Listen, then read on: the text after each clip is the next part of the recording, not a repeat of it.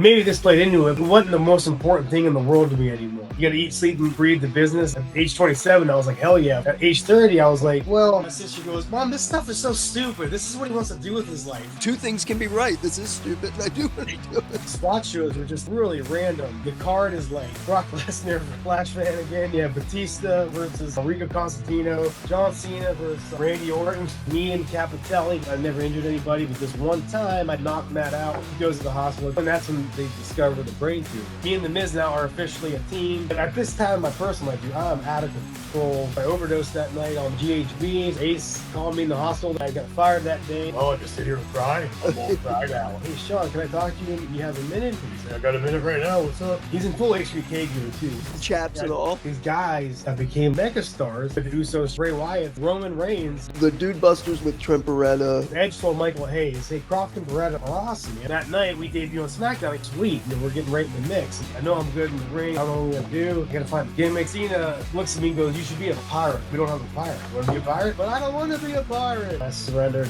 I bought in and ended up getting sober. So when I was let go, there's a totally different circumstance in the previous time. My life after wrestling and my ability to accept it and move on. There's more to life than this.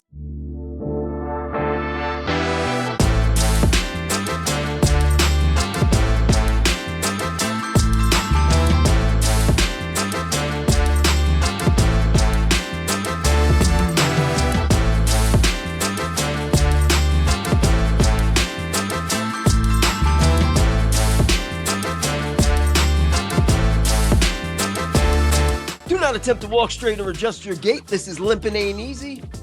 I am your Handicaptivating host. My name is Timmy Baltimore. Hey, listen, what are you doing? Hop on the short bus. Click like, click subscribe, comment on our content. Make a bus stop especially for you. All you gotta do is hit subscribe. My guest today is one of the second generation of OVW Originals. He has performed and been a part of the WWE developmental system and the WWE system in general for the majority of his wrestling career. A number of years ago, he left the boots in the ring, picked back up the pencil, paintbrush, and currently is a teacher, art teacher, in fact, out of Florida. And he's a good friend of mine. Chris Cage. Shoot name, Pavone. How you doing, buddy? Brent, what's happening, buddy? I'm doing fantastic. It's great to see you, buddy. I'm so happy to be here. I'm so excited to be here. Thanks, man. I really appreciate you taking the time. We go back to, good Lord, I guess like 2005 was when we met. And you were at that time, big man, I know, right? Big man on campus, in some sense at OVW. But I look back on that time and I really enjoyed how things were back in that period where there was not so much eggshells, but a little bit of the fear of God. Everybody worked hard, but minded their P's and Q's.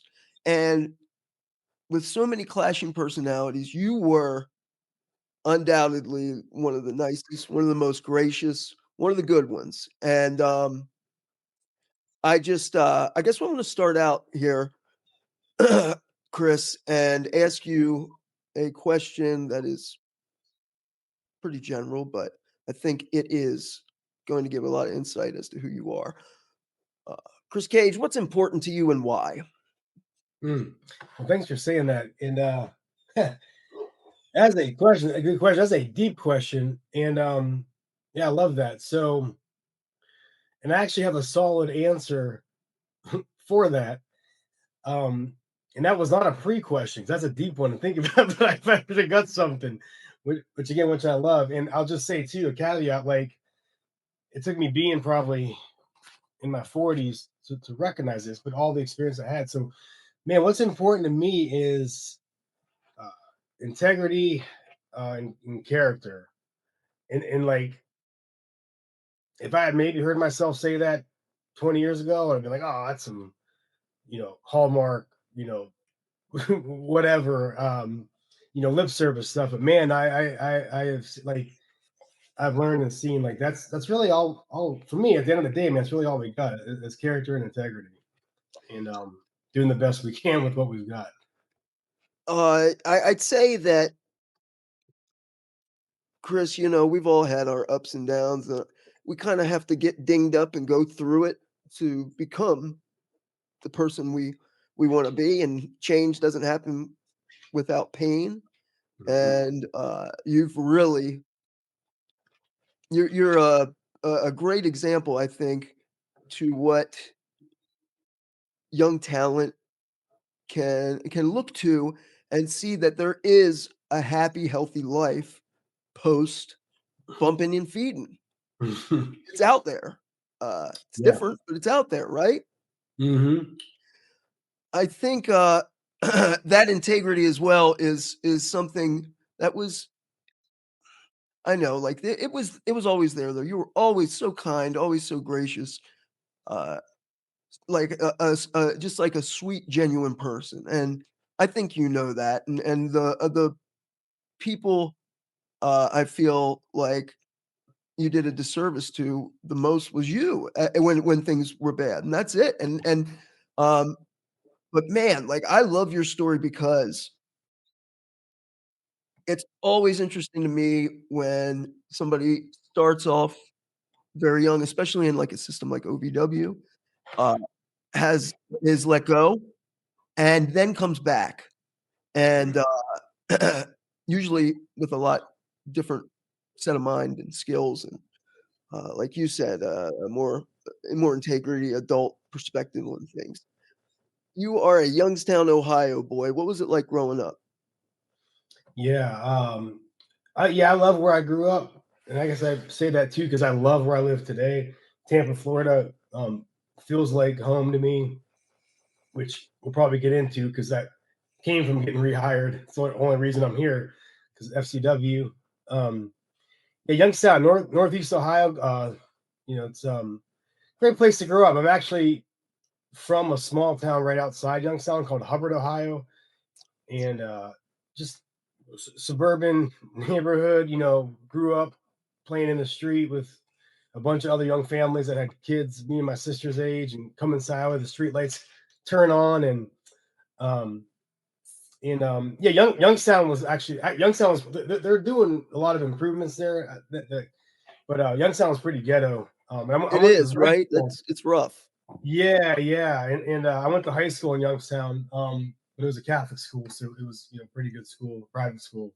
Um, but man, this is something I don't know if you paid attention. I did, of course, 'cause I'm a huge Cleveland sports fan. But when LeBron James left to go to Miami, and when he came back, I remember thinking he ain't coming back.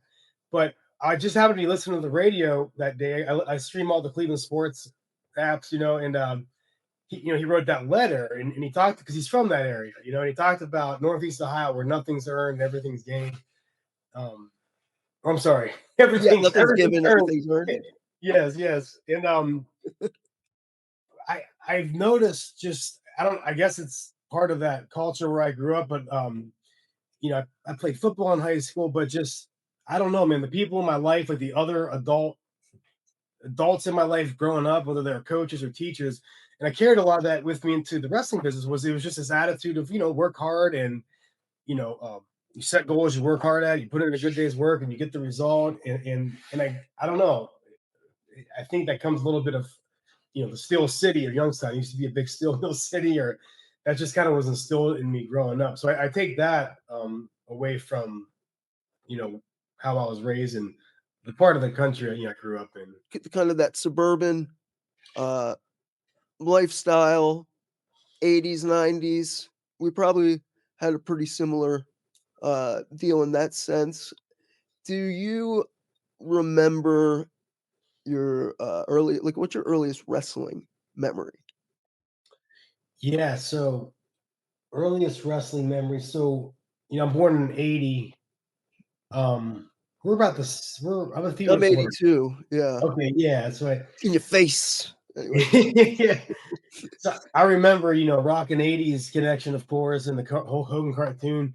So I think because wrestling, was so, first time really mainstream pop culture with Hogan and MTV and all that.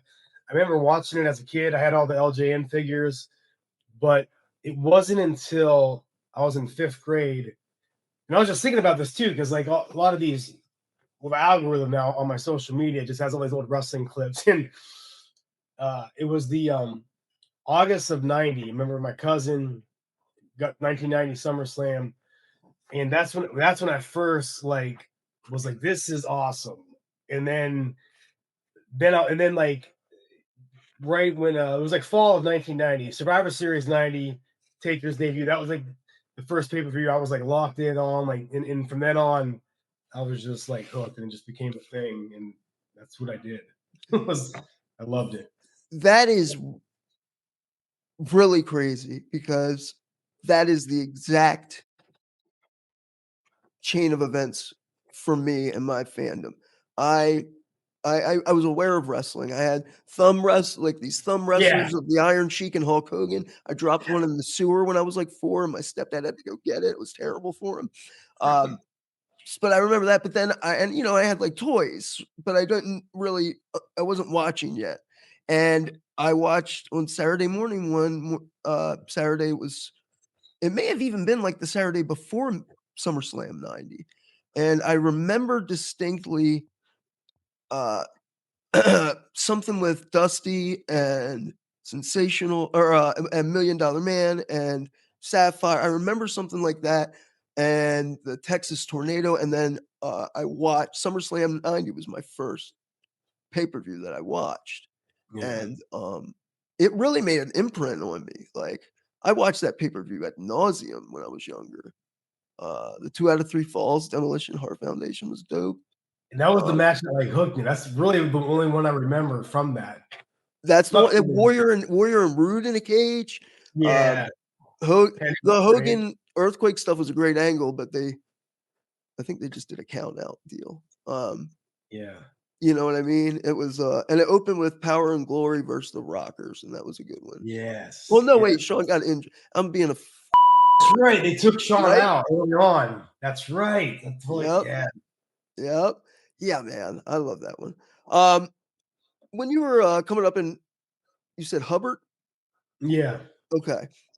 Uh, Coming up in Hubbard, Ohio, right outside of Youngstown, or going to school in Youngstown. What were some of the like early obstacles you faced as a young kid? Looking back, like nothing major. I'm very, I'm very fortunate in that regard. Um, but for me, I guess if I had to say, it's I'd say just your typical like teenage stuff. So my school grade school is K-8. So when I jumped from eighth grade to high school, it was almost like culture shock for me. Um, and just being 14 and just insecure, like most kids, I guess. And I was just so like terrified of like not fitting in or being cool.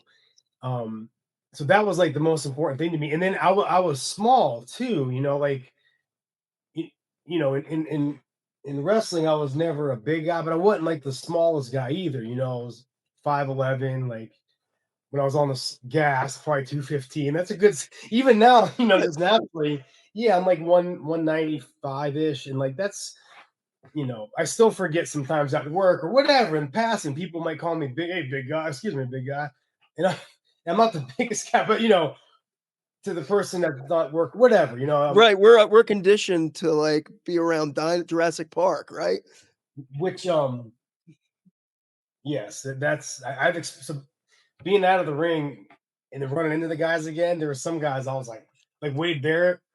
Oh my When god! Wade and I worked a decent amount, and we didn't necessarily work a big man, little man match. It was like we worked it like regular. And I remember it was like 6 months after I left WWE, and I saw Wade at the gym, and we were talking. I'm like, dude, you are freaking massive. And this is just like 6 months removed. He's probably like 6'5", 6'6", which is like It's huge. kick stars. So 5'6" Stu Sanders. well, Yeah, dude, that's great. Dude, Wade just one of the good guys, right? Just what a great dude. absolutely. I was just smaller, and I just wanted to fit in, and like I kind of knew how to act, and you figure it out. And but it's the reason when I was 15, I started like I started training. I wasn't like bullied, I was picked on a little bit, like because what are you gonna do? Like in that world of like being a freshman, like You know what I'm saying? It's like Darwinism or yeah, like Yeah, no, it's Darwin. Yeah, you're gonna catch strays and shrapnels no matter what you do. right. 'Cause when it comes down to it, like, okay, we're gonna settle this by fighting. If I'm 135 pounds. What are you gonna Yeah, do? it's like Angola high school the first year.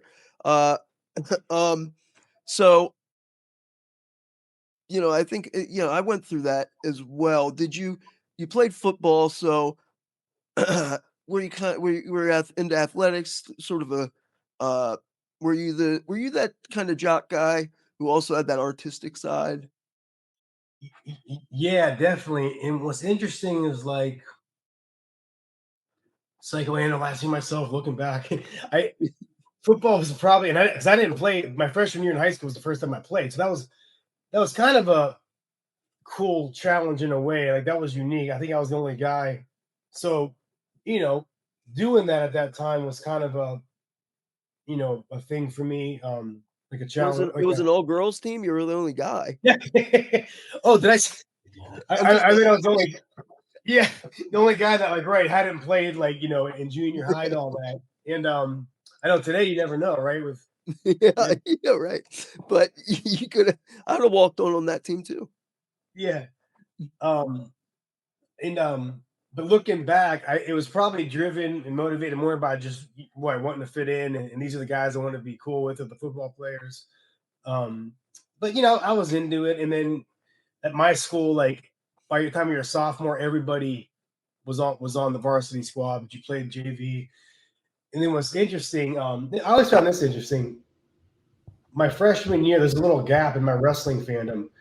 At the start of freshman year, like fall of '94 to about the spring of '95, WrestleMania 10, I stopped.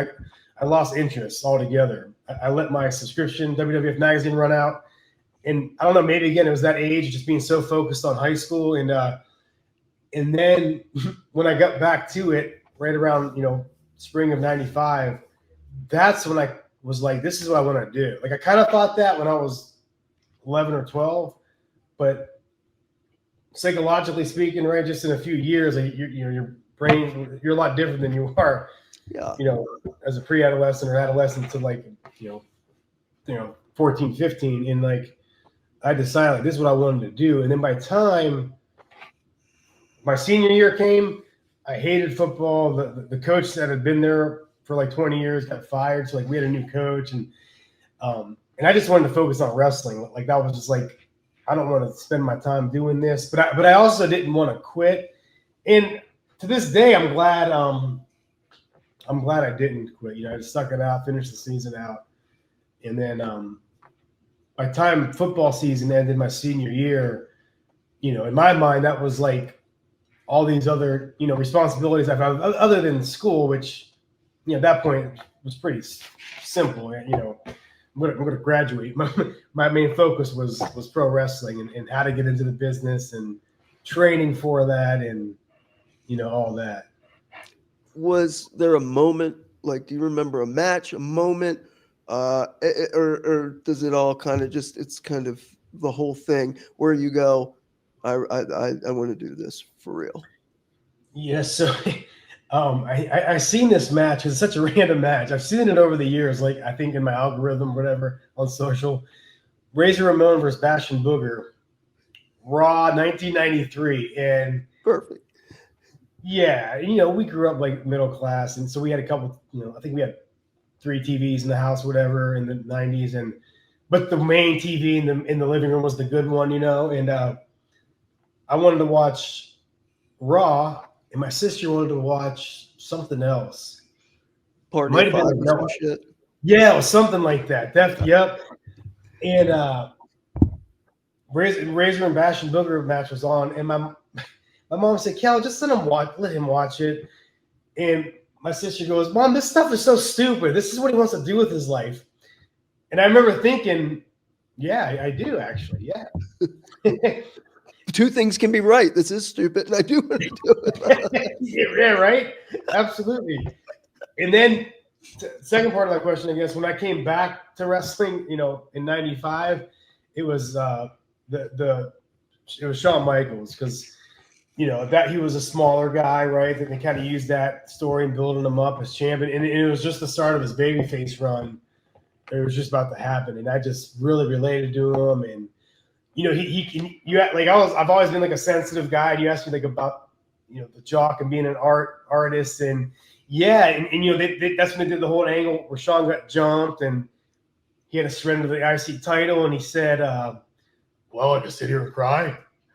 Or, right. How'd it go? I just saw this recently. He's like, God dang, I miss your impressions. I'm all cried out. And I was like, well, I really relate to this guy, man. I can get with that. And that's really what like HBK was the guy that that really hooked me, and was my reason for wanting to get into it, which in 2005, I got to wrestle on my college campus at the Beagley Center in Youngstown, Ohio, and for WWE. And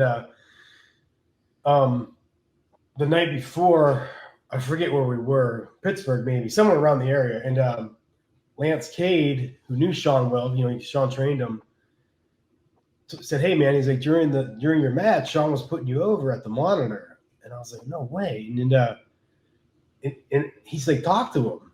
And I remember I asked Lance, I said, "We're allowed to do that?" He goes, "Dude," Sean tells me all the time, nobody talks to him.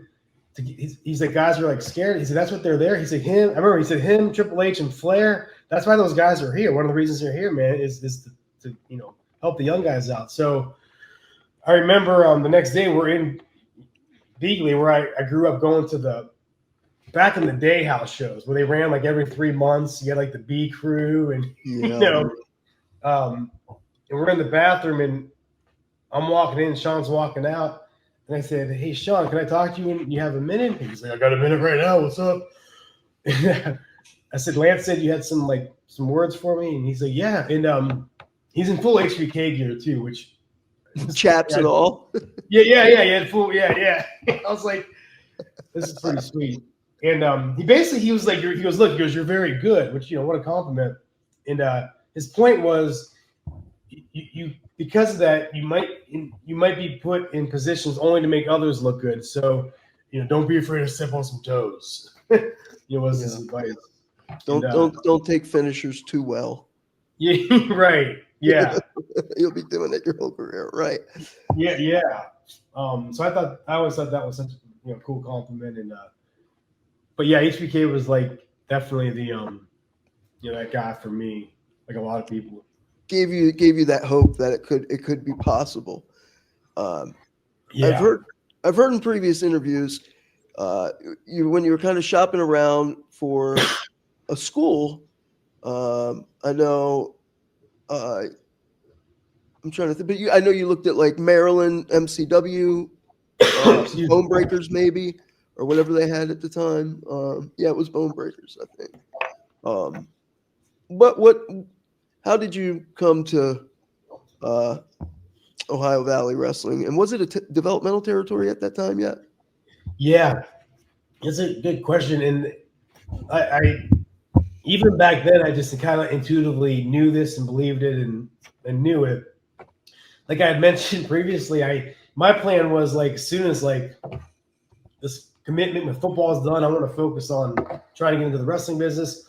Then I was like, okay, as soon as I graduate, man, I'm training, 18 years old, and it took me 3 years to find a school, and but I knew it would be the right one at the right time. And what prevented me from just like up and moving to like a good school I knew about in Florida or whatever, because Malenko School was here, I remember, was my parents were like, okay, they knew I was serious about wanting to pursue this, and they said, like, well, if you just stay in school, we'll be supportive. So, and I had a job at the Youngstown Country Club, so I had to find a training school that I could attend, but also live at home where I went to school and worked. So I got a hold of Maryland Championship Wrestling, and they met on. I needed something on the weekends, basically, depending on how far away I was. So MCW was a 4-hour drive, but they met on like Wednesdays, I remember, and Saturdays, and like that wasn't going to work. I went to a school in Cleveland that I found. Hey, I'm sorry to cut you off. What year was that? Yeah, it would have been like 2000, 99. How crazy. That would have been so, like, I would have been right there with, like, that's nuts to me. That's Oh, I when love started. that. Is that correct? Wednesdays and Saturdays, right? Is that when they had? Yeah. I In the remember what that if, correct. in the what ifs, bizarro worlds, or multiverse of developmental WWE, we could have met at MCW. Anyway, sorry. Yeah, no. I went to a school in Cleveland, I remember, and see, because then I knew enough, right, about the business to know you had to be a reputable school too. And this one in Cleveland, I remember, I watched this dude take a bump and he rolled out of the ring and he lit up a cigarette. I was like, Oh boy, not gonna go here. Went to a place in Cincinnati. I remember, not HWA, but not Les Thatcher. no, I forget. It was like GCW or something. Was JT Lightning in Cleveland running? That may have been the school. I don't want to bury him because rest in peace. But like, yeah, no, it wasn't. I remember the school was ran by some dude named Bear. Bear? What's his name? Bear. Bear? Yeah. Cool. Okay, so Al Snow's Body Slammers Gym was in like somewhere in Ohio. They had a website, and I was like, that'll work. Called the number every day. And I still remember the dude that answered, whatever it was a business of some sort.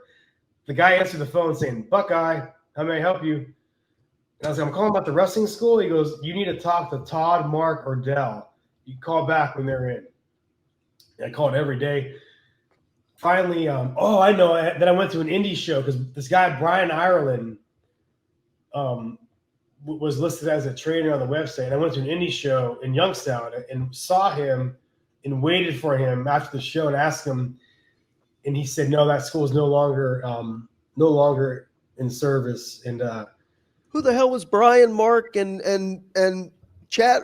Who are these guys? Yeah, Todd, Mark, or Dell. I have no idea. And I love that you remember the names. I know, right? That's how many times I called it. And Brian Ireland was he looked like Benoit. He was a good worker, and I remember he was like, I could tell you're serious, man. He goes, I like your attitude. He's like, I wish I knew what to tell you about finding a school. So I just couldn't find anything. A few years later, when I'm in OVW, I told Al that story, and Al said something to the effect of, he goes, oh yeah, he goes, I found out about that website. He goes, I had to go to their house, the guy's house, to handle it because he was using Al's name, Yeah, Al Snow's Body Slammers Gym, and Al was no longer affiliated with it. Oh boy, yeah, that's wild. And dude, there's nothing. I remember getting frustrated about it, but I knew it would eventually work out. Like I just had faith that it would. And then I got January 2001. I'm sorry, like winter of 2000. WWF Tough Enough is announced. I was like, dude, this could be it. Maybe this is my shot. I submitted tape. January, I get a call saying I was chosen as a 200. I think they had 200 finalists come to WWF New York. Is this the one ODB was at as well? I think she was Tough Enough too. I remember seeing Nydia there, who like a year and a half later, I would date her sister and get to know her very well, which is funny, right? How that stuff works. Life is funny. Yeah. So I go to WWF New York and like I did my thing in the ring, and Taz was the one doing the instruction, instructing me on what to do, whatever. And I remember I got called to the back after, and I was like, holy shit. Because like the people before me didn't get called to the back. So like, I don't know, I made it past a certain round or something. And then so right before that, like right before I went to New York City for that, I heard about OVW. And it met up. They had a beginner's class that met on Saturdays. Yes, it was a developmental territory at the time. And I remember thinking, like, how have I not heard about this place before? And I remember Dinsmore telling me, Nick Dinsmore's telling, I told him that once I was there, and he said OVW didn't get a lot of coverage, because this is kind of like internet's around, but it's not like social media today by any means, right? Right. So a lot of the coverage you'd get was in like PWI and The Wrestler and all those, those newsstand mags. Stalking the dated websites. I remember doing that a lot. Yes, yep. So I remember telling my sister, we're walking in New York City. I said, if I don't get picked for this, I said, I'm going to go to OVW and start training. And, well-meaning, but she said, Chris, you can't commute to Louisville, Kentucky, because it was a 6-hour car ride from where I lived. And I remember thinking, like, yeah, but why can't I? Why not? So that's what I ended up doing. And so in May of 2001, I started training in OVW, and I would drive down, every weekend. It was a 12-hour round trip. And that's where, like, right, the drive, the willing to do whatever it takes, but also having, you could be the first or having some inspiration. And so I knew I wasn't totally crazy because I was a huge fan of Mick Foley, and I read his book, and he drove 16 hours round trip to train. So I was like, okay, if he did it, I can do it. And then it wasn't long after that Nick. So, I come to class, and I'm one of the few guys, I didn't expect this. I'm one of the few guys that looked like he'd been to the gym before. This is Nick Dinsmore's class. Correct. Yeah, this is the beginner's class. Yeah, Saturdays at noon at the old Davis Arena. And you show up, and there's you're one of the only people who watched wrestling growing up and said, hey, if I want to get there, I probably should try to look like that. I never understood guys not training or working out. Exactly. Absurd. Yeah. And I had a little bit of natural ability, and Nick was kind of blown away in a bit of where I was driving from every weekend. So after about a month, he offered to let me stay with him, which was, super. I felt like the prize student, like, holy cow, I get to hang with the trainer. So now, like, he's teaching me stuff, but while we're hanging out on a Friday night, we're watching tape, and he had that library that Cornette used to give out. And oh man, I have that still in my all those VHS is so good with the notes. Yeah. And I remember, like, we're just sitting there watching matches, and there's an OVW show, Rob Conway and Smooth Johnny Spade, and they locked up, and Conway twisted Spade's arm, and then Spade punched Conway. Conway twisted his arm again. Spade punched him. Conway twisted again and gave it back. And remember, Nick said, see, he goes, the heel wants to fight, and it's dirty. Babyface wants to wrestle until he's provoked, and he gives it back. Like, little things like that. And I was like, oh, that makes a lot of sense. Nick was, it was right around that time, too. Nick was friends with the prototype, John Cena, Rob Conway. So through Nick, I'm like I got to know Cena really well. And, these Batista, these weren't like, they weren't these megastars yet. These are just dudes that were like a few years ahead. I felt like a freshman, and they were like seniors, but not in the intimidated, scared freshman. It was a little intimidating, but it was also very exciting. Like, wow, like these guys are willing to help me out. Like, this is incredible. And Nick would. It's another weird thing with just how times were different. Since I was staying with Nick on the weekends, the spot shows were just these really random, put on by Rip, Seymour, Indiana, and dude, the card is like Brock Lesnar versus Flash Fan again. Yeah, Batista versus Rico Constantino, John Cena versus Randy Orton. And so Nick would get me booked on these shows, and I'm Chris Cage, 5 months in, 6 months in, and I remember, and then usually it would be me, Nick, and Cena right into the shows, and I just learned from these guys. I never wrestled Bobby Eaton in like my 6th match. I remember I worked Brock. Yeah, I worked Brock and Shelton. And then not long after I started in May, in September, I remember Nick telling me that this kid from California wants to come to the school. And it was Jeter, Johnny Jeter.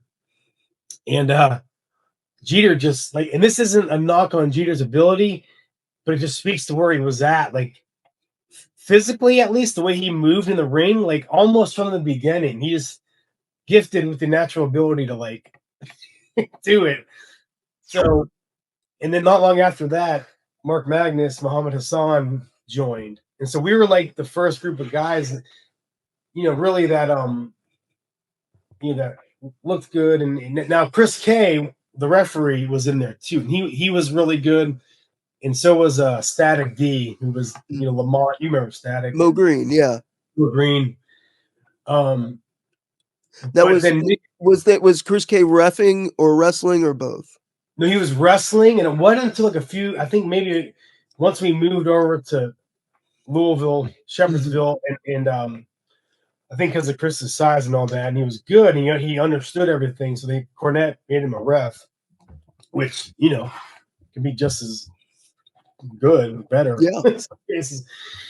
And then also a different time, Burt Prentice was running Nashville, and he'd run the show. This is like fall of 2001, so WCW is only like less than a year folded, and so Nick would get us booked on these Nashville shows at the fairgrounds, and WWF at the time allowed their developmental guys to go down there and work and get paid for the experience. So we'd have it be John Cena and Nick Dinsmore versus Chris Cage and Johnny Jeter at the fairgrounds, and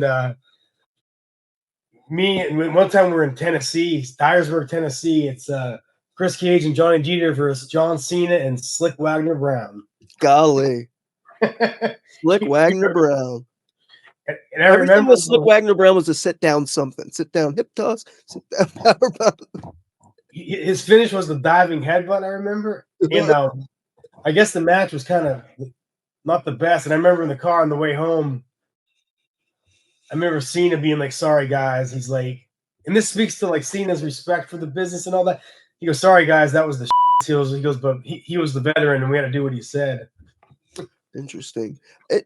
It's so wild to kind of for people out there listening to understand what a hub of just opportunity Louisville, Kentucky, and OVW were at the time period. Once that first class taught by Danny's kids, like Nick and Bash and all those guys who trained you guys, started to get signed. It's like if it was like LA if you're an actor, or it was go where the action was. Can you talk a little bit to how you saw the developmental system really start to develop in those early stages, and getting signed, and kind of any sort of obstacles you had to face at that time? Yeah. So I do remember I've used this in top motivational talks I've given, done that. The reason Nick started getting us booked on, which is super awesome of him. I remember we were sitting in the ring one day. It was me and Jeter, and maybe Magnus was there, and Nick was like, "I'm gonna get you guys booked on these shows." He's like, "So you can get more work." And he said, "You guys got the basics down." He goes, "Now you just need 500 matches." And he's like, "As far as getting you into the contractor class," he goes, "it's just full of world class athletes, so it's just not going to happen right now." And he was, like I said, just trying to help us out, because there was also, I think, too, this WWF would sign just, we had Brock and Shelton, but then there was also like former guys that never really did anything, former NFL players they would just bring on. But I remember thinking even then, you never know what can happen. And we all ended up getting into that class without contracts, which was never, been done before. Someone coming from the beginners class. And then Nick introduced us to Cornette, and Jimmy got to know us. So he started booking us on the OVW show, which was a to us a huge deal. Yeah, and so you learn how to do TV because that was straight up, wrestling television with time cues and hitting your cues and all that. And so and that's it was. I don't know if this answers the question, but there was developmental, but it was still very much an independent Danny Davis Ohio Valley Wrestling under the umbrella of WWF. So that was a huge opportunity for guys like myself and Jeter and Magnus, because Cornette loved us. He's like, hey, these guys are young, they can work. I'll use them as enhancement talent. Then he ended up writing us into the show, and this was all without having a contract, and the WWE's developmental TV show, which was super cool. It's always so interesting to me to talk to someone like you who was around, because I find developmental was a massive part of my wrestling journey, and the evolution of it from somebody who I experienced OVW towards when you were on top, right? And then I also experienced FCW just like you, and the differences there it was wild. So I just I'm always curious to hear like how you rolled with the punches and what you saw, and those first that as you started to conclude your first getting your bearings in OVW, started getting written into the shows, things are happening, the ball's rolling. Do you recall the moment you got the call, and what was your state of mind in that time? Yeah, so the what? I'm sorry. The call to get signed. Yeah. So I kind of used Jimmy Cornette had made me and Tank the tag champs, and Jeter had gotten signed like in April. This was like September, October of that year when we're tag champs, and which was super cool. And I kind of used it as leverage in a way, because I remember I had heard Jimmy call the office. It was like, God damn it, sign John and Jeter. He's my top babyface. I need him, and he's got to work at fucking Chili's, And I remember hearing that. So, I had a restaurant job too, and I remember Jimmy calling me into the office one time, and he's like, "Hey," and he's very understanding. He's like, "You guys aren't making any of the spot shows, and you're our tag champs." I was like, "I know, man." I was like, "I gotta work," and he's like, "I know." He's like, and he was super like I understand, and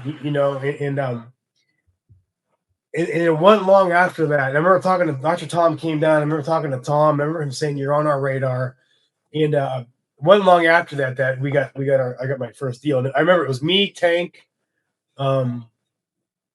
Jillian Hall, she was down there, Bobby Lashley, who wasn't there. I'd heard him, he was coming in, and I think Nemeth got signed. Nemeth, right? Yeah. Yeah. And so I always credited, Cornette for sure with really helping me get that first deal. And so now this is kind of funny, like it spoke a bit to where my journey would go. I remember we had practice early, and we had practice early and went back to Joey Mercury's place, and it was like 11:30, and I took a bong rip. Yeah. I'm like really stoned, and I get a 203 number call, and I'm like, oh shit. So I pick up the phone, and it's Dr. Tom. Hey, Chris Page, how you doing? He's like, how you spell your last name? And I was like, Pavone. He's like, okay, what's your address where I might sell a WWE contract? I was like, holy shit. And so I was like super pumped, and and I guess the bong reference is kind of irrelevant because it was no, but it speaks to where I was kind of headed. Yeah, well, you weren't alone, brother. Come on. Right. I Yeah. was right there with you at times. So, and that, that was November of 2003, man. And that, that was wow, like just dream come true. Like, this is freaking awesome. Like I was nothing changed as far as my schedule because I was going to practice all the time anyway, and now it's official. Now I'm getting paid, and like, wow, what a cool thing. I love hearing the stories about when people got the call, because some of them are really funny. Mine, I was on an airplane, and I kicked out of a soma coma when I landed, and I had like 20 Oh, dude, it's kind of similar in a way. yeah, exactly. It's like, it was, like Cody texting me, call Dusty, you pig. Like, I was on a plane. The era of OVW that you were a part of, really, where you became like a main event player. It's quite a roster, man. It was, from Masters to that Phoenix, yourself, just some huge star potential. And when I got down there, it was like you and Jeter, Magnus were slated to be these big stars. Do you remember the early chatter of heading up to the road? Anything like you encountered there, the good, the bad, the ugly? It's just, I think it's very similar to high school in a sense of you're a freshman, and then everybody's seems bigger, and they're up here, and so I experienced that in OVW. There was the point where I felt like like a senior, like it's me and my buddies are doing this, and then your buddies start getting called up, and Muhammad Hassan, I told him like Carlito was like the first, I think, of like our guys to go up and get caught up. So, but Magnus was the first of like my really close friends. So I remember me and Jeter talking about this. Like it's like it seems surreal seeing your friend all of a sudden, because it was one thing to see Cena in Conway and those guys, the Bashams, because they were like our leaders anyway. So of course, yeah, they can do it. But then like seeing your peers, it was inspiring because it's like, holy shit, this is possible. And then you go up. The first time I ever did went on the road, great experience, but I went to SmackDown in fall of 2004. I barely knew anybody. All the guys I knew were on Raw, but then like then that starts to change, and you go up on the road, and that could be a little, a little scary, but exciting, but also kind of scary. But then like some of your best buddies are already there doing their thing, and it just makes it that much more welcoming, and so that starts to happen. And the first time I went on the road, I remember it was 2004, and did really. And it was also the first time I remember. It was me and Funaki versus the Bashams, and I was just like, my mind was blown, because I'm like, dude, I'm actually going to be on a WWE show. Like, people, just like I did as a kid, people paid to come to this, and I'm on the show. Like, they were kind of testing, see how you did, see how you fit in, probably, right? Yep. And was the first real push where you're like, oh, this may be happening? Was that with TheMiz? Yeah. So like, yeah. So go do house shows, get good reviews. I'm home for Christmas break in the 2004-05.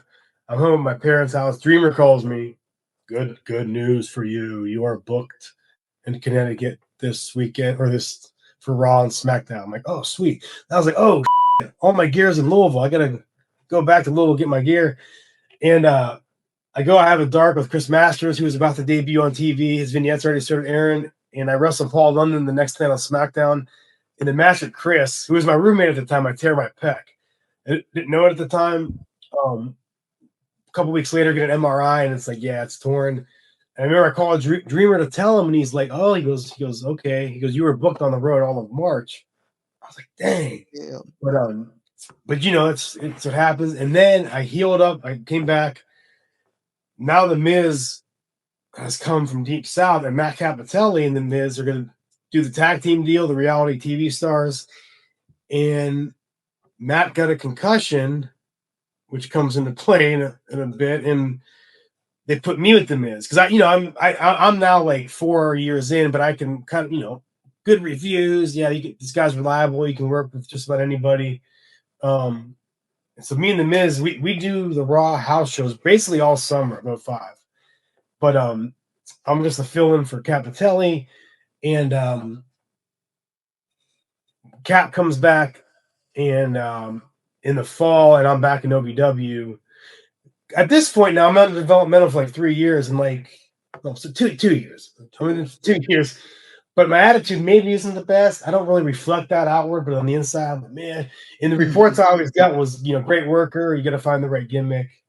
That was the knock on you, that it was like, you got all the tools, but we need to vanilla, or as Joey would say, you need to find your fur coat.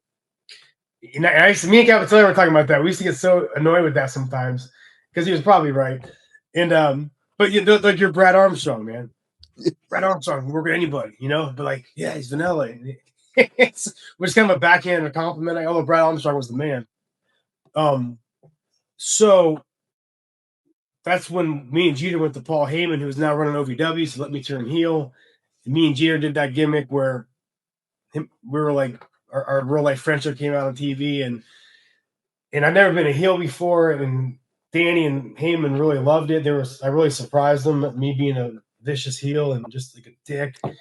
This is Dark Side Cage with the leather pants. Yes. Yeah. Okay. Yeah. The board cage. Yeah. And the way to explain my heel turn on TV was me and Cappotelli versus Jeter and Mark Henry. And before the match, I turned on Matt, and I'm safe. I never injured anybody, but this one time I knocked Matt out. Boom. As soon as he dropped, I knew. I was like, oh, shit. So I'm like giving him work punches. He's like, Cage, what happened? Not funny, but we all laughed about this after, man. Yeah, and we would joke because if it wasn't the world's strongest man picking him up, Matt was dead weight, and he had to take all these power slams from Mark, and he's kind of with it. And we're talking him through it, and so do my heel turn, and me, Jeter, and Henry form a faction and go off the air with our arms raised. We're in the back after, and I feel terrible, and Matt's already feeling better. He's kind of like, he's laughing. He's like, Cage, I'm fine. So, he goes to the hospital just to get checked out, and I go with him, and that's when they discover the brain tumor, which was, pretty wild. Yeah, so Matt had a brain tumor. Dude, like that, like the next day or so, I get a call from Howard Finkel, who used to book everybody. And I remember he's like, Christopher, you are back on the road with TheMiz. He's unfortunate for Matt, but good for you. That's how these things can go. So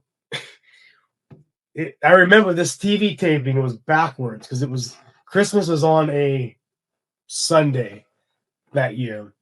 So 2006, December 27th, we fly out at like 5 a.m. for TV, then house shows instead of house shows and TV. And so I'm back with TheMiz. We get the TV, and the dark match is Miz versus Trevor Murdoch, no Chris Cage. And this is where the pirate gimmick for Paul Burchill was born. If that makes sense. So I have a good buddy named Ian who runs he used to run Two-Man Wrestling Trip. He does Eyes Up Here with Francine. I don't know if you know. Mm-hmm.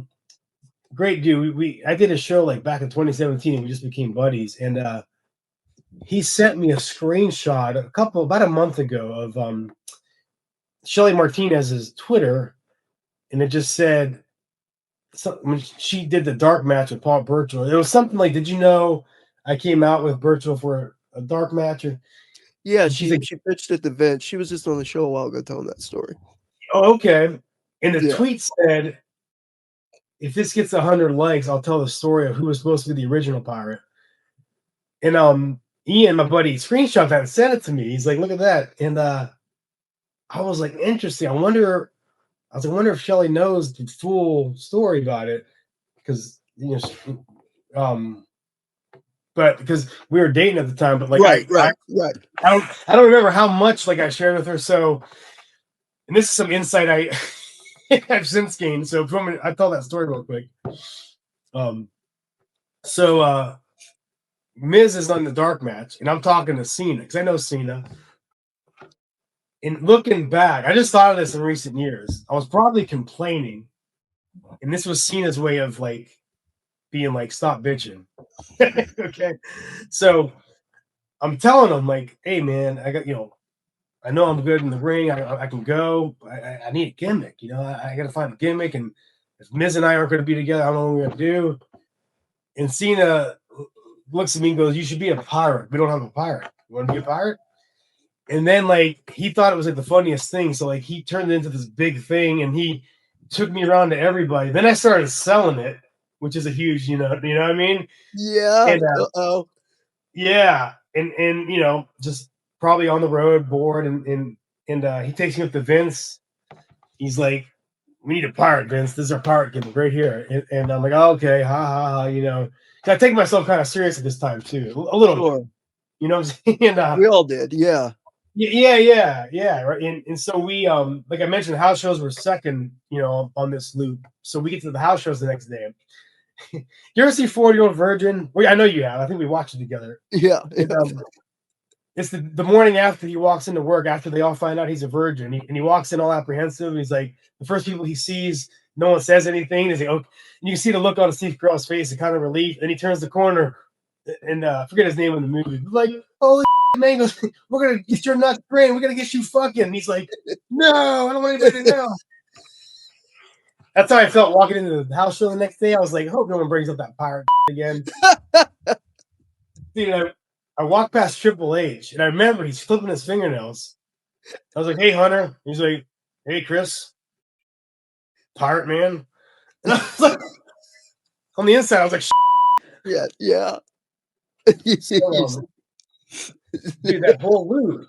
Monday, Tuesday, Wednesday, Thursday, everybody's ribbing me about the pirate. "Hey, we should," and this you could get the guy from Dodgeball. Yeah. Oh my God. So you're seeing your career. And I remember Cena being like, "Oh, you want to be a cool reality star?" He's like, "No," I said, "You're gonna be the pirate." I'm serious, man, because you're doing this, like, just messing with me. And so I called Dreamer one night. And I was like, "What do I do?" Because I was scared if I went with it, they'd really make me a pirate, And I was like, "Oh." And Dreamer laughed. He's like, "Just roll with it, man." He's like, "Don't." And so Friday, last night of the loop, we're in Pittsburgh. Then I'm smart. Then I'm realizing, okay, I need to like go with the rib here because this could result in some heat. If you know what I'm saying? Yeah. So I go to Publix, I remember, and I get an eye patch, and I because all house show, me and the Miz are working Snitsky and Tomko, and Friday the house show match is Snitsky and Tomko versus the Miz and Chris Cage, the pirate. So I go out and I work in Pittsburgh as a pirate. And I get to the back. Arn was our agent. And he says, "I'll tell you what, Pirates of the Caribbean just came out. I just bought my son a big pirate ship for Christmas. You might have something here." So now everybody's like putting it over. And and I now I'm like conflicted because I'm like, dude, ironically enough, I come home and our friend Joey Mercury, we're roommates. He had got me. He goes, I think he texted me or called. He's like, "Your Christmas gift's on the counter." It's Seinfeld, the box set of like season 4, whichever season it was. I open it up and in big red letters it says, "But I don't want to be a pirate." The fucking shirt episode. So and I remember I knew Cena at this time, so I felt comfortable. I called him and it was like, "John, look, man." I was like, "What do I do?" Like, he understood. He talked to me for real about it. He's like, "Look, man." He's like, he's like, "I wouldn't BS you on this." He's like, "I was ribbing you at first. I really think, you can do something with this." But just the wrestling fan in me just was like, "Dude, Jean-Pierre Lafitte, like, a pirate, man, Pirates, magicians, frats, like frat house, carnival thing, like these most of the time they don't work. Yeah, right. And so I felt like I was being given this opportunity, but I didn't want to do it. So it was this You were weird, caught in a Red Rooster moment, weren't you? yeah. So then, like, the next week, or I can't remember. Oh, I know what it was. We're in OVW, some OVW, and so me and the Miz are doing the house shows still. But we still come into OVW, of course. So we're not caught up yet. And Virtual comes up to me and he says, "Guess who's doing the pirate gimmick?" And I was like, "What?" He's like, "Yeah, they called me and they want me to be the pirate." And I was like, "So they're really holy cow, they're really gonna do this?" And then I was like, "Oh, I just passed up an opportunity." I was like, "Yeah, this is a big rib, and I don't believe in it really, but were they really gonna do this?" And right. then it was like the next week at TV. I remember I passed Stephanie, and she would remember everybody's name. She's like, "Hi, Chris," and I said, "Hey, Stephanie," and then I was like, "Ooh, let me go ask her."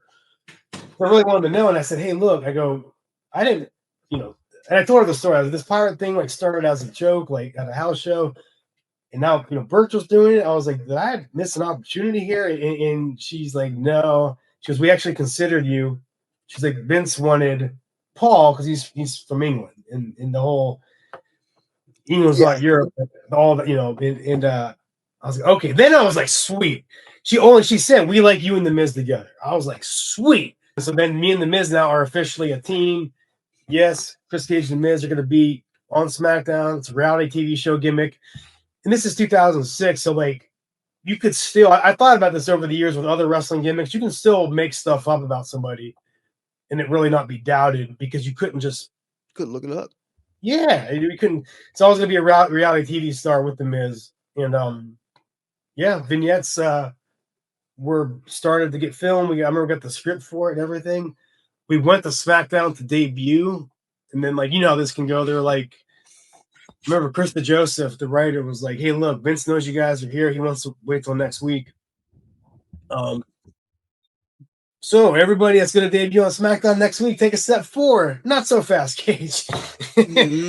Not funny at the time, but it ended up being life changing positively for me at the time, man. So I ended up so our gimmick was reality TV stars. That was Tuesday. We left SmackDown. They Miz still had like one or two more of his MTV commitments that WWE let him honor. So he had to go to South Padre Island that weekend for spring break. They're like, you guys go together, record yourselves partying, and we'll use it for vignettes. So now I am at this time in my personal life, dude, I am out of control, full blown alcoholism. I didn't know that. Addicted to pills, drinking all the time. And so I was hanging out in your living room a lot during that time. Yes, yep. Yeah, yes, you were. Yep. So you were right there. Being no choir boy myself, but yeah. Right. In fact, I've thought about that over the years. I remember just us hanging out, just like, yeah. So, and then so anyway, I get back and it was a Friday. We go out for St. Patrick's Day. Somebody brought GHBs. I'm like, sweet. I know this guy. He's my old friend. And I found out, it's very dangerous. And so I overdosed that night on that. And then the wellness policy just went into effect. So that was bad timing. And I remember Ace called me in the hospital the next day and excited to go to the hospital. And really it was the grace of God in my life. If I remember correctly, well, I know this part. We're all at Mrs. apartment. We all went out. I spent the night there. I passed out. Cliff Compton was out with us and got up early the next day to go work out, I think. And his car didn't work or something. So he came over to Mrs. to borrow his car or something like that and found me unresponsive. So they got me to the hospital and and then WWE found out about it. So I remember Ace calling me later that day, saying what happened, and I tried to lie and say like somebody put something in my drink, and he, he didn't know what to do. He's like, you guys are supposed to debut on Tuesday. I said, "Yeah, yes, sir." He goes, "Well, that's on hold." I was like, "Oh man." So, Oh man. yeah, right. I Yeah, remember we had a show at St. Therese that day, and yes. somebody was like, Danny was like, "Go get the Southern Tag titles." And I was like, "That's not good." I remember Al called me and he's like, "Look, he's like, don't freak out." He goes, "But we got to take the belt off you just in case, just in case, you get let go." And in the Miz, I didn't show up. And the Miz had to defend him against Deuce and Domino, and I got fired that day, and that was my exit out of WWE at the time. Pretty cool when God will restore. When I got rehired, came back to FCW. I won the FCW tag titles, me and Trent Beretta, because from Gabe, from Tyler Rex, and Yeah. Kurt Hussey, our friend Fandango, who's a good buddy of mine. He I forget what, but he wasn't around. He almost got in some trouble, but he didn't. I forget. It was like a misunderstanding. I forget exactly what it was, but Johnny Curtis always had a little bit of misunderstandings. yeah. So Curtis, he wasn't there, so I won the titles the way I lost them, which I thought was a little cool. Interesting. But anyway, so I was fired in 06, and like, just I'm devastated. I don't want to take any responsibility for my own actions. I had one bad night. It's bullshit. And from there, it just gets worse and worse personally for me. And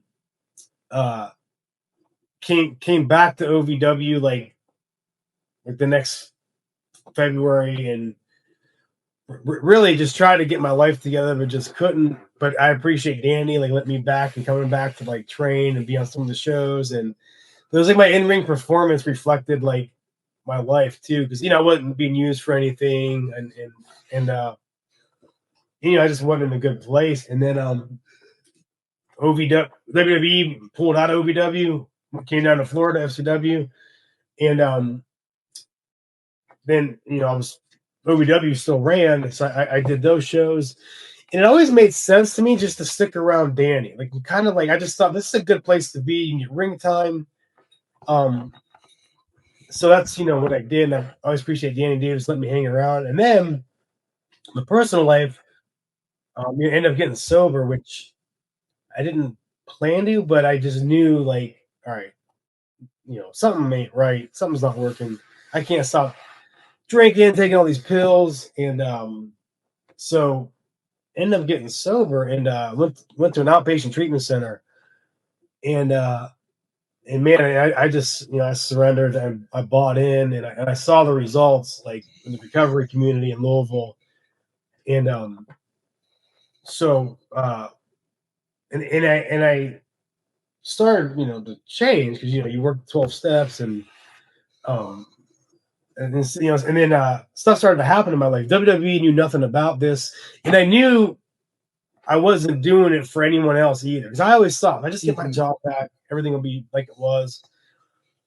And I knew I was doing it for me, and and it wasn't long after that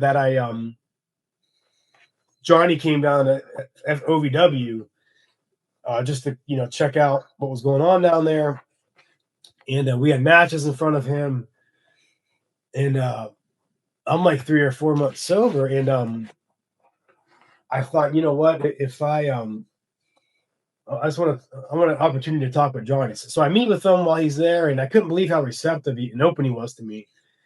Wow. And because a year before I went to Cincinnati for Raw, and he's like, "Get your can't be here." So I had to leave, and then Eugene got fired that day. So my trainer, Nick Dinsmore, and myself were escorted out of the building together. Dude, what is like? I was with Joey the day he got let go in Chicago, and there's a lot of parallels. Very strange. Anyway. Right. Yeah. Oh, so anyway, I couldn't believe how receptive Ace was to me.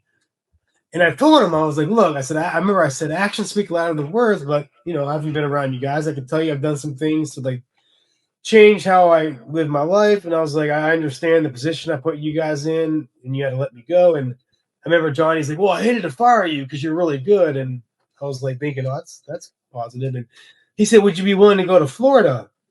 And I said, I'd love to go to Florida. I thought he meant for like a tryout, but he meant get re-signed. And he said, well, you're one of the guys on my list.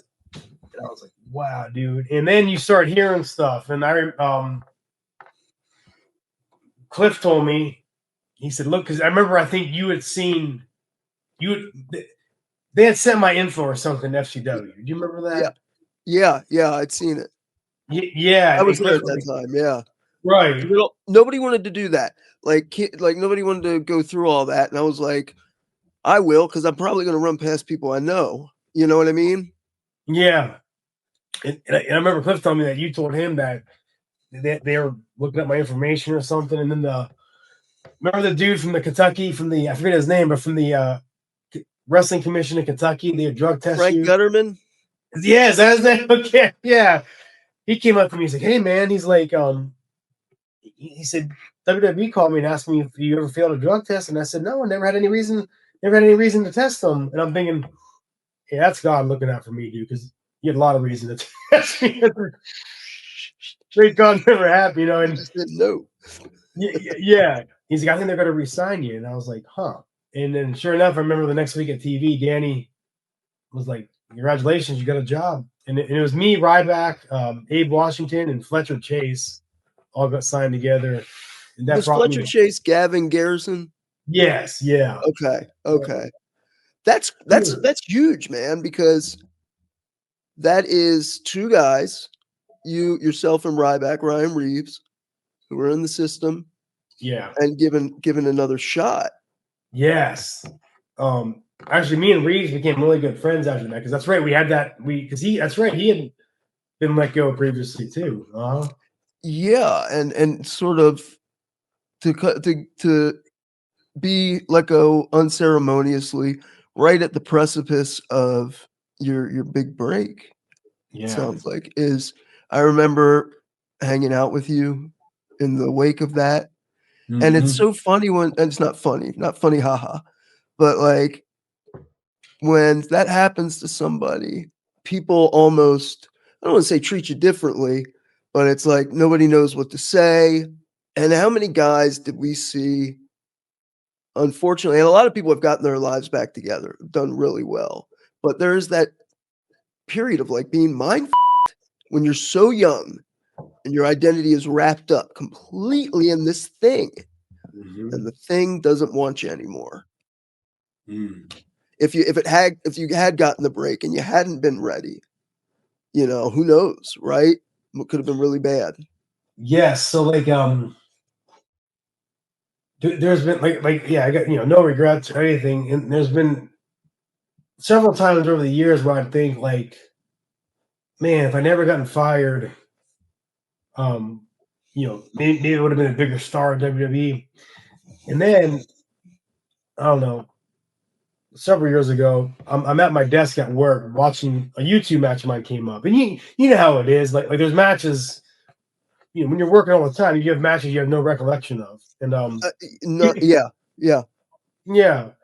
and it's like me and TheMiz, and this is right. We had our gear on, that we're our WWE SmackDown gear that we made.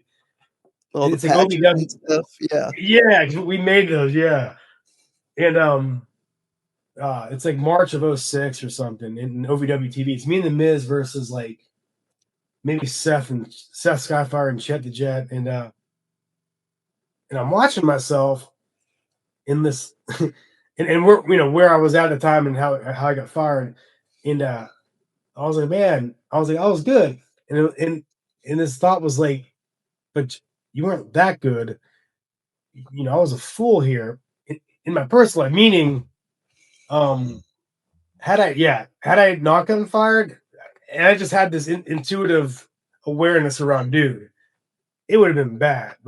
Maybe I'm paying for it now still. Because I was just, I would have failed the first drug test for one thing.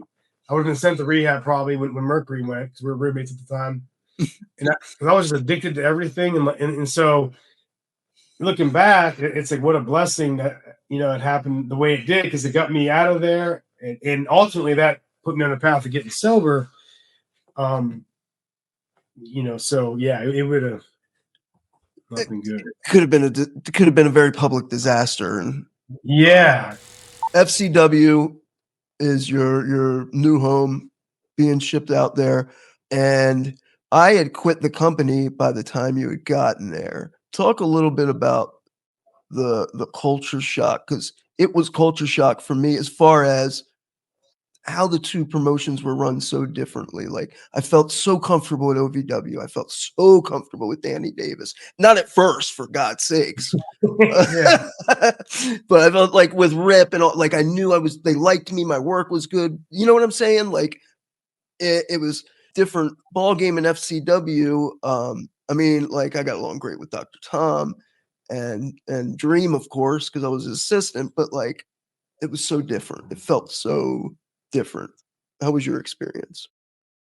Yeah. So I can't remember. It might have been you. Somebody told me, maybe it was Cole Cabana. Somebody told me they don't do storylines. So that right away I noticed was very different. And for me, it was such a great experience. I was just so stoked to get my job back, man. Because when you lose something that you really love and you get it back, it's like you really appreciate it even more. And I would have been happy to come to like South Dakota, but this was like, I've always loved the beach. Now I get moved to Tampa, and I'm just like, this is incredible. And but I also knew too. I knew enough to know to get involved in the recovery community down here. So that's really the first thing I did was get hooked up down here with that.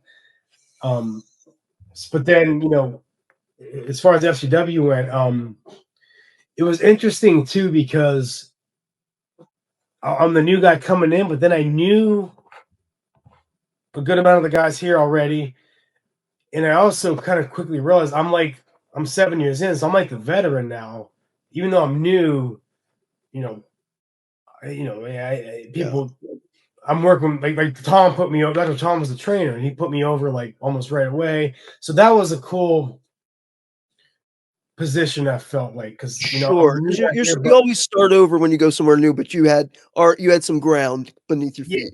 Yeah, I felt like I knew enough to be respectful in a new locker room, but like my work spoke for itself right away. I remember having a match with Drew McIntyre,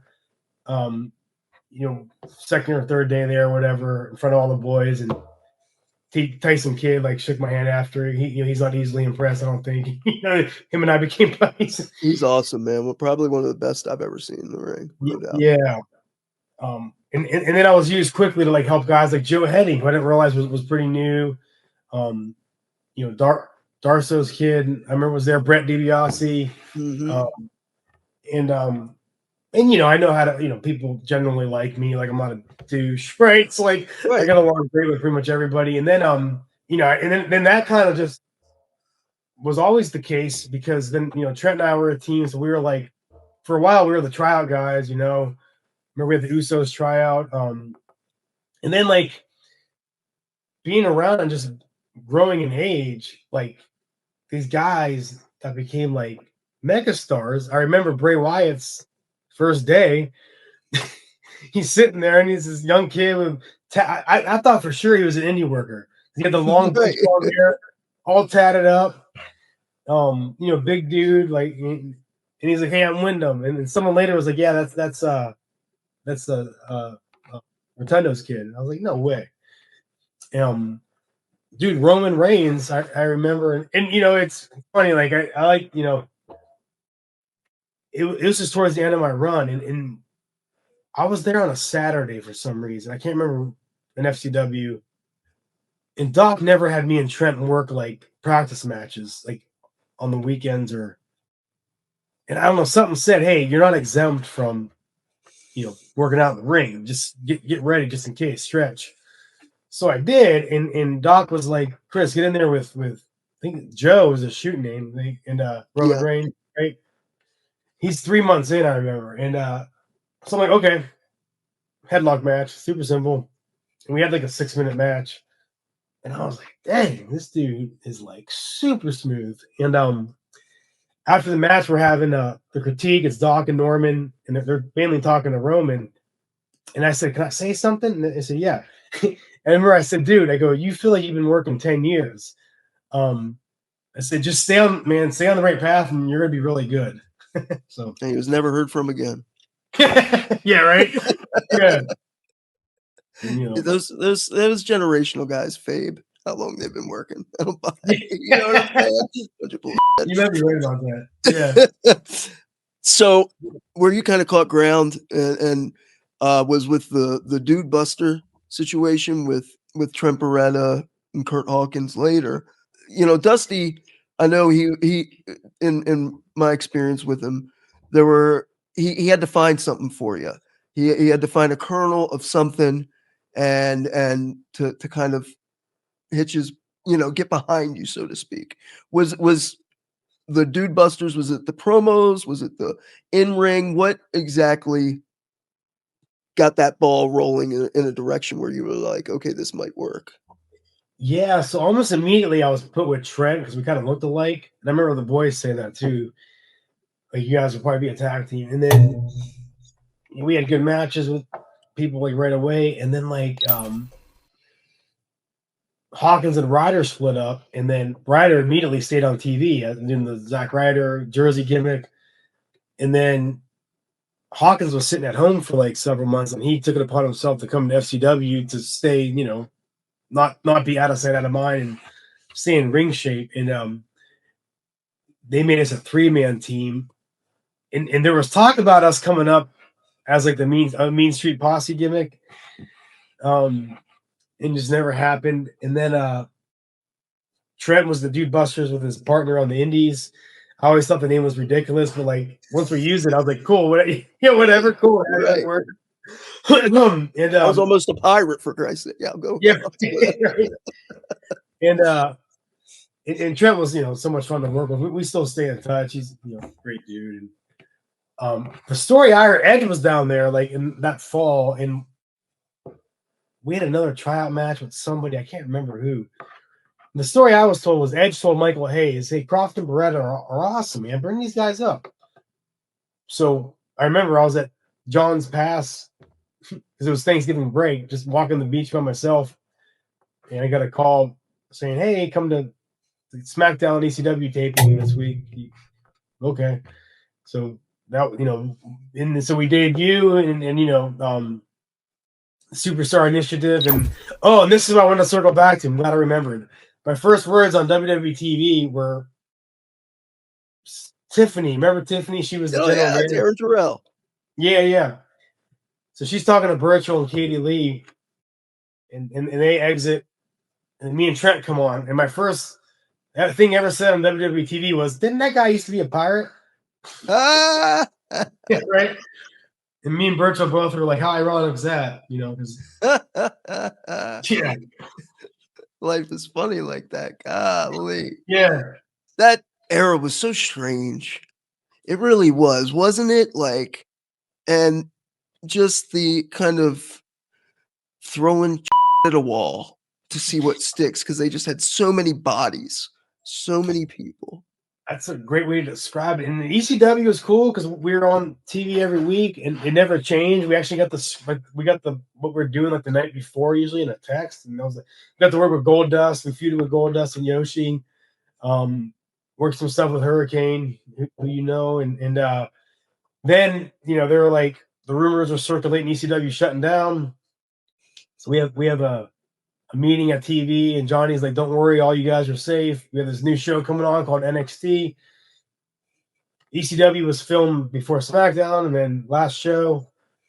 Then that night we debuted on SmackDown against Primetime. So I'm like, sweet, you know, we're getting right in the mix. And like Stryker, I remember Matt Stryker would always put us over on commentary, and then we had some really good matches with the Hearts, with TJ and Harry, and we got booked for Europe because of that, and we did the tour of Europe. And then like then I don't know, you know, they just kind of like never really, you know, did anything really with us. We'd have good matches, but like yeah, just never really got any major storylines or anything like that. Any traction? Yeah.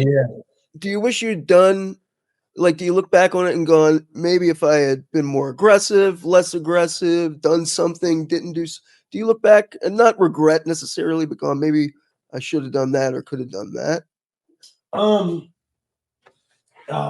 Yeah, not really. Because also it was started, and this kind of helped fuel, you know, my life after wrestling and my ability to just accept it and move on and just be so grateful that I got to do it, get back. It maybe this played into it, like it wasn't the most important thing in the world to me anymore. You know what I mean? Yeah, I love that. Yeah, and that probably showed up a little bit, where it's like you got to eat, sleep, and breathe the business. And at age 27, I was like, hell yeah, of course. At age 30, I was like, well, and I think it was my experience of like, of like you said it perfectly, the business not wanting you. It was my own doing, but still, you're cast out, right? And that I think, and then the gratitude I had of getting to be able to come back and do it and being sober, I think I was aware that yes, there's more to life than this, and I need to nurture and take care of those parts of my life and not put everything into the wrestling business, which can be, like Anchorman said, a cold hard bitch, right? Yeah, no doubt. Yeah. Yeah, So she don't love you like you love it, yeah. So when I was let go, it was a totally different circumstance in the previous time. John, in fact, I remember like it was hard to get off the phone with Johnny because he kept saying that nice things about me, and I I remember I needed to hang up, and he's like, he just was complimenting me, and and of course we jumped through the hoops, so to speak. I remember every week for a while there we come up with ideas to Michael Hayes in an email. I probably never got read. We pitched an idea for us to be like Edgeheads, but with Christian, stuff like that. That would have been really cool. When you're let go the second time and you can kind of leave with your head held high, what made you say it's time to move on and not chase a TNA or chase a? I guess there weren't young producers at that time, really, agents, whatever. Right. Were you just tired of the culture? It was time to move on. Did you say, if it's not WWE, why even bother? Like, what am I going to do? Go grind on the indies? Dude, pretty much all of that. Yep. There was some, no one likes to, I did it all my 20s. I was 30, about to be 31. So there was a sense of like, now what do I do? But there was also some excitement in the surrender of moving on. And yeah, like, because I remember when Johnny was talking to me, he's like, I can get you booked in Puerto Rico, Japan. And I remember thinking, like, yeah, I'm not doing that. Yeah, that sounds awful. Right. Like, yeah, I'm not gonna go grind it out on the indies and like, and this was, my last match. I had the dark on Tuesday. I didn't know it was my last match, but it was me versus Gallows. Luke Gallows, one of my best buddies in the business, and Goose was the referee, another good friend. So like, wow, it was kind of fitting. I was like, that was my last match, dude. It was two of my good buddies, and it was with WWE in a WWE ring on a WWE show. That was your last match. Yeah. How long has it been since you took a bump? Dude, it's great. That's what starts to happen. Time goes quicker and quicker. So almost 15 years. Holy cow. Holy. Yeah. Good for you. Wow. Well, you don't forget it though, because like it feels like it doesn't feel that long, and I can still throw a work punch. You know what I mean? Like Danny's yeah. What do you miss most about it? Yeah, like so I remember I missed the performance aspect. Like and who knows what God has for me up ahead, but whether it's like speaking to large, I don't know, like, which a bit of that comes with teaching, but I do like to perform and be in front of crowds. Like that's fun to me. That part I kind of miss, but like I don't miss the travel or the bullshit. Yeah.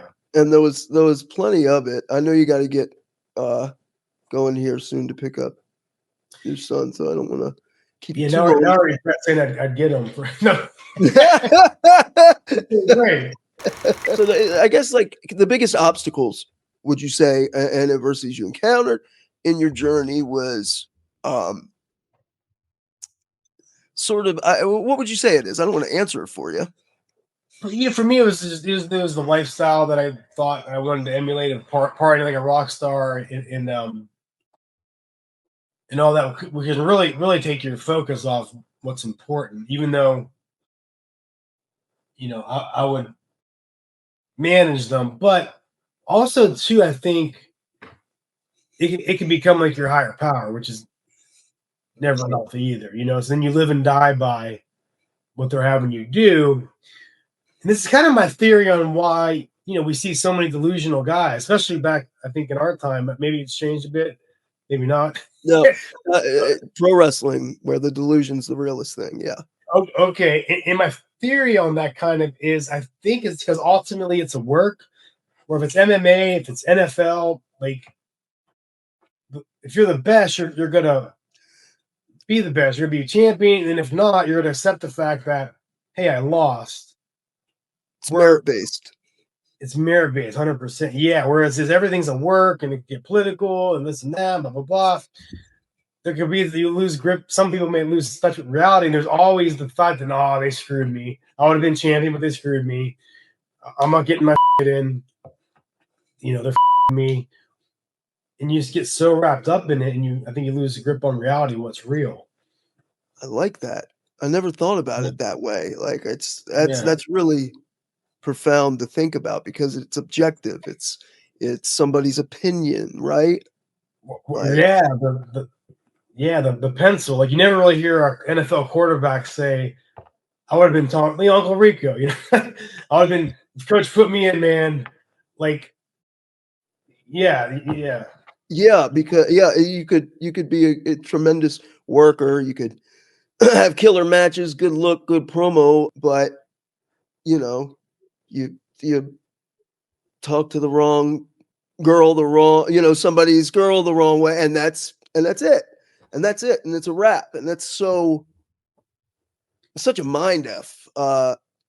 It truly is. And I, like basing so much of that validation in self off of not just but one company, but ultimately like one man thought of you. It's crazy.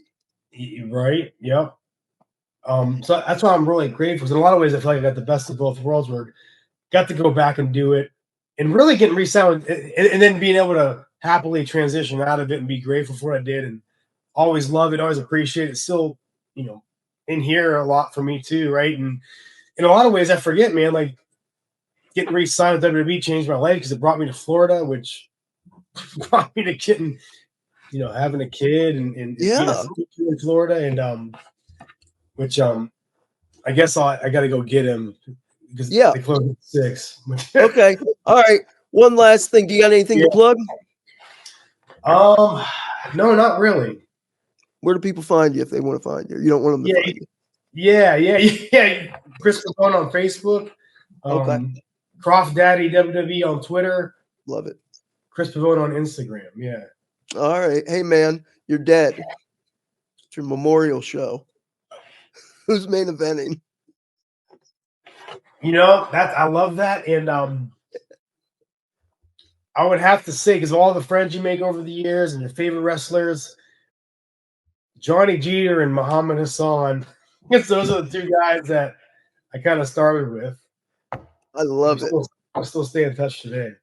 Yeah, I love it.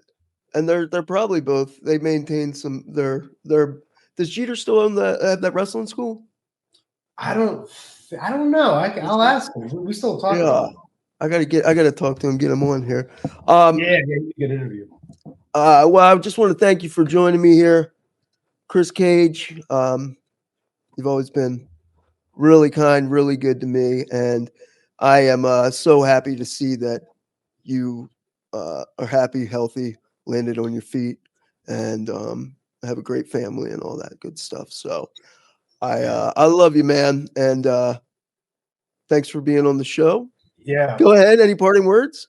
I'll just say real quick, I love you too, man. And this, right, it's really cool because I remember some, conversations in my living room, dude. It was a not so great time for me, and you were there, dude. And so it's cool to, be on your show. And I appreciate you, man. All right, guys, this has been LiMPiN Ain't Easy, but it sure beats crawling. My name is Timmy Baltimore. That's Chris Cage, aka Caylen Croft, aka Chris Pavone. And I will see you next time.